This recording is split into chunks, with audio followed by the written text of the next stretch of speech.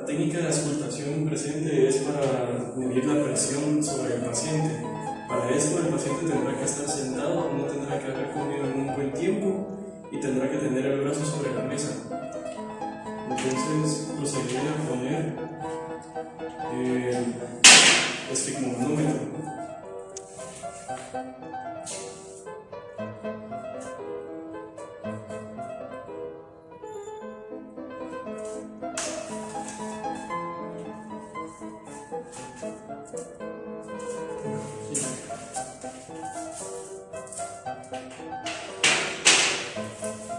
Se tendrá que utilizar también el estetoscopio.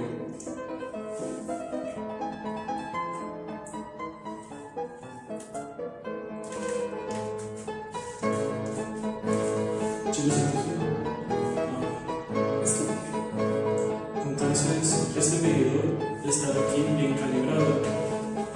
Nos va a indicar en milímetros de mercurio.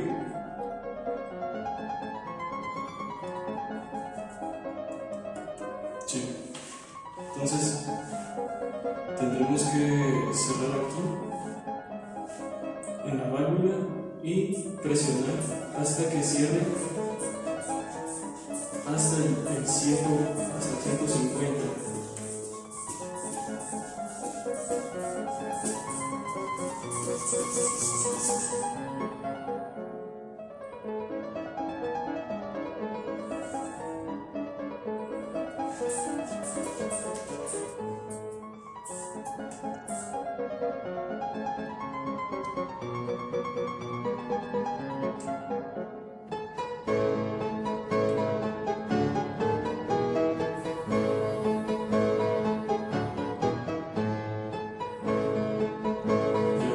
Entonces, al momento de ver acá su presión, se tendrá que proceder a anotarla.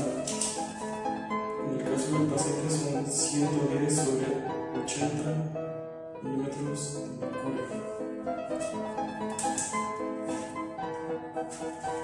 Entonces, procedemos a retirar.